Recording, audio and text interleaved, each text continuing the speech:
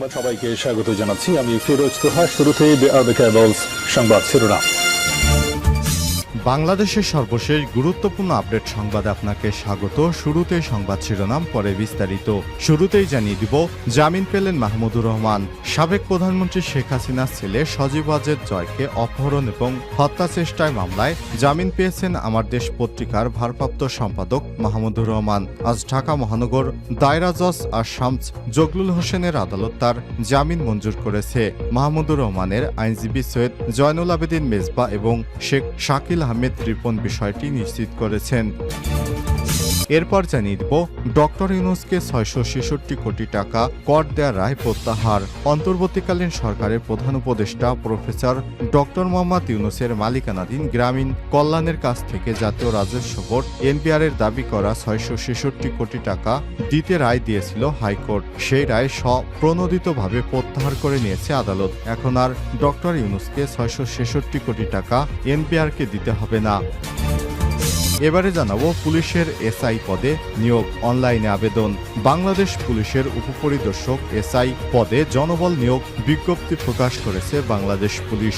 এই পদে নারী ও পুরুষ উভয় প্রার্থী আবেদন করতে পারবেন। আবেদন করা যাবে আগামী ৫ অক্টোবর থেকে। আবেদন শুরু হবে এবং শেষ হবে আগামী ২০ অক্টোবর পর্যন্ত। এবারে জানাবো, রাজশাহী সীমান্ত থেকে ২জন ভারতীয় নাগরিককে গ্রেপ্তার করেছে বিজিবি। রাজশাহী সীমান্ত থেকে ২ ভারতীয় নাগরিককে আজ আটক করেছে border guard of Bangladesh BGB.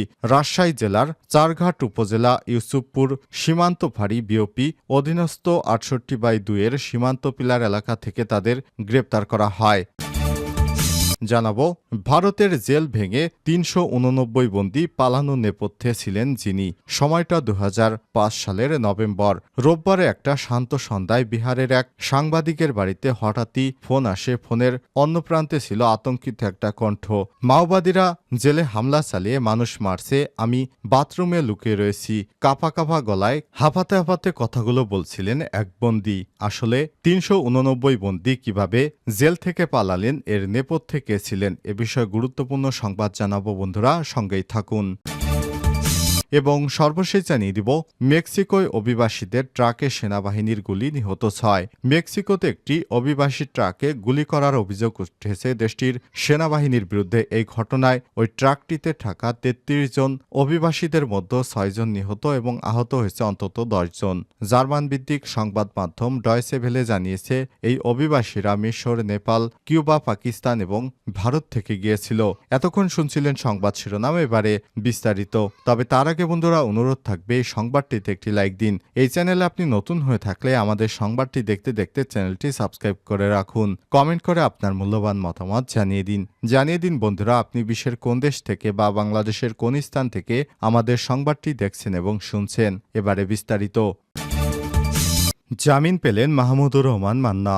সাবেক প্রধানমন্ত্রী শেখ হাসিনার ছেলে সজীব ওয়াজেদ জয়কে অপহরণ এবং হত্যা চেষ্টা মামলায় জামিন পেলেন আমার দেশ পত্রিকার ভারপ্রাপ্ত সম্পাদক মাহমুদুর রহমান। বৃহস্পতিবার ঢাকা মহানগর দায়রা জজ আর শামস জগলুল হোসেনের আদালত তার জামিন মঞ্জুর করেছে। মাহমুদুর রহমানের আইনজীবী সৈয়দ জয়নুল আবেদিন মেজবা এবং শেখ শাকিল আহমেদ রিপন বিষয়টি নিশ্চিত করেছেন। এর আগে মাহমুদুর রহমানের আইনজীবী ব্যারিস্টার তানবীর আহমেদ জানান, মাহমুদুর রহমানকে দেওয়া সাজার বিরুদ্ধে আপিল করার জন্য যাবতীয় প্রস্তুতি নেওয়া হয়েছে। আজ আপিল করা হবে, সেই সঙ্গে তার জামিনও চাওয়া হবে। এ সময় তিনি বলেন, আপিল আবেদন গৃহীত হওয়া সাপেক্ষে আমরা আপিল শুনানির জন্য প্রস্তুতি নিয়েছি। যদি আদালত আপিল আবেদন গ্রহণ করে শুনানির জন্য বৃহস্পতিবারই ধার্য করেন, তাহলে সেই দিনই তার জামিন চাওয়া হবে। আদালত তার জামিন মঞ্জুর করলে কারামুক্ত হতে আর কোনো আইনগত বাধা থাকবে না তার। এদিকে গত ২৯ সেপ্টেম্বর এ মামলার আদালতে আত্মসমর্পণ করলে তাকে কারাগারে পাঠানো হয়। ওই দিন মামলাটিতে আপিলের সত্ত্বে জামিন আবেদন করলে আদালত তার জামিন নামঞ্জুর করে আদেশ দেয়। জানা যায়, সজীব ওয়াজেদ জয়কে অপহরণ এবং হত্যা চেষ্টা মামলায় গত বছরের ১৭ আগস্ট ঢাকার অতিরিক্ত চিফ মেট্রোপলিটন ম্যাজিস্ট্রেট আসাদুজ্জামান নূরের আদালত আমার দেশ পত্রিকার সাবেক ভারপ্রাপ্ত সম্পাদক মাহমুদুর রহমান এবং সাংবাদিক শফিক রেহমান সহ ৫ জনের পৃথক ২ ধারায় ৭ বছরের সশ্রম কারাদণ্ড দেন। ডক্টর ইউনূসকে ৬৬৬ কোটি টাকা কর দেয়ার রায় প্রত্যাহার। অন্তর্বর্তীকালীন সরকারের প্রধান উপদেষ্টা প্রফেসর ডক্টর মোহাম্মদ ইউনূসের মালিকানাধীন গ্রামীণ কল্যাণের কাছ থেকে জাতীয় রাজস্ব বোর্ড এনবিআর এর দাবি করা ৬৬৬ কোটি টাকা আর দিতে হবে না এই রায় দিয়েছে হাইকোর্ট। সেই রায় স্বপ্রণোদিতভাবে প্রত্যাহার করে নিয়েছে আদালত। বিচারপতি মোহাম্মদ খুরশিদ আলম সরকার এবং বিচারপতি সর্দার মোহাম্মদ রাশেদ জাহাঙ্গীর হাইকোর্ট বেঞ্চ এ রায় প্রত্যাহার করে নিয়েছে। একই সঙ্গে প্রধান বিচারপতির কাছে এ মামলার নথি পাঠানো হয়েছে। আজ বৃহস্পতিবার এই সংশ্লিষ্ট বেঞ্চ এই সূত্র এসব তথ্য নিশ্চিত করেছে। গত ৪ আগস্ট নোবেল বিজয়ী অর্থনীতিবিদ ডক্টর মোহাম্মদ ইউনূসের মালিকানাধীন গ্রামীণ কল্যাণ এনবিআর এর ৬৬৬ কোটি টাকা কর দাবিতে বৈধ চ্যালেঞ্জ করে দায়ের করা রিট খারিজ করে দেয় হাইকোর্ট। এতে করে ডক্টর ইউনূসকে ৬৬৬ কোটি টাকার সরকারকে পরিশোধ করতে হবে না বলে জানিয়েছে আইনজীবীরা। এ বিষয়ে জারি করা রুল খারিজ করে ৪ আগস্ট বিচারপতি মোহাম্মদ খুরশিদ আলম সরকার ও বিচারপতি সর্দার মোহাম্মদ রাশেদ জাহাঙ্গীরের হাইকোর্ট বেঞ্চ এ রায় দিয়েছে। এর আগে ১১ মার্চ ডক্টর ইউনূসে গ্রামীণ ফোন কল্যাণের ৬৬৬ কোটি টাকা কর দাবির মামলা ৩ মাসের মধ্যে নিষ্পত্তি করতে হাইকোর্টকে নির্দেশ দেয় আপিল বিভাগ। পুলিশের এসআই পদে নিয়োগ অনলাইনে আবেদন। বাংলাদেশ পুলিশের উপপরিদর্শক এসআই পদে জনবল নিয়োগের বিজ্ঞপ্তি প্রকাশ করা হয়েছে। এতে নারী পুরুষ উভয় প্রার্থী আবেদনের সুযোগ পাবেন। আগামী ৫ই অক্টোবর থেকে আবেদন নেওয়া শুরু হবে। আবেদন করা যাবে আগামী ২০ অক্টোবর পর্যন্ত।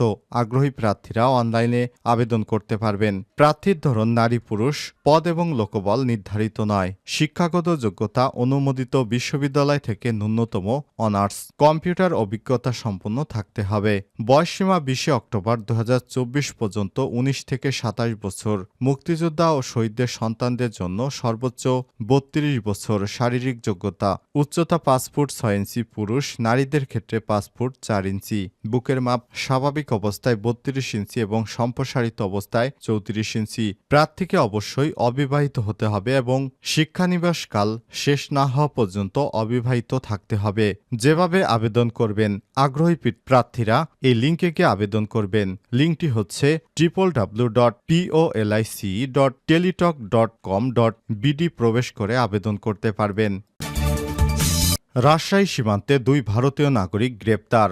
রাজশাহী সীমান্ত থেকে ২ জন ভারতীয় নাগরিককে গ্রেপ্তার করেছে border guard of Bangladesh BGB সদস্যরা। বুধবার ২ অক্টোবর সন্ধ্যা ৬টার দিকে জেলার চারঘাট উপজেলার ইউসুফপুর সীমান্ত ফাঁড়ির বিওপি অধীনস্থ ৬৮/২ এর সীমান্ত পিলার এলাকা থেকে তাদের গ্রেপ্তার করা হয়। আটককৃতরা হলেন ভারতের পশ্চিমবঙ্গের মুর্শিদাবাদ জেলার সাগরপাড়া থানার আব্দুল রহিমের ছেলে আইনুল হক ৫৫ এবং একই গ্রামের জার্মান আলী ছেলে শোয়েব নবী ৪১। রাজশাহী বিজিবি ১ ব্যাটালিয়ন অধিনায়ক লেফটেন্যান্ট কর্নেল মশিউল ইসলাম মঙ্গলবার এসব তথ্য নিশ্চিত করেছেন। তিনি জানান, ওই ২ জন ব্যক্তি ভারতীয় নাগরিক পদ্মা নদী পার হয়ে সীমান্ত পিলার থেকে আনুমানিক ৫০০ গজ বাংলাদেশের অভ্যন্তরে ঢুকে পড়েছিল। এ সময় তাদের গ্রেপ্তার করা হয়েছে। তারা ভারতীয় নাগরিক বলে স্বীকার করেছে। আইনগত ব্যবস্থা গ্রহণের জন্য তাদের চারঘাট থানায় হস্তান্তর করা হয়। তিনি আরও জানান, রাজশাহী অঞ্চলের সীমান্ত পথ দিয়ে ভারতীয় অনুপ্রবেশ রোধে গোয়েন্দা নজরদারি এবং টহল তৎপরতা আগের চেয়ে বৃদ্ধি করা হয়েছে।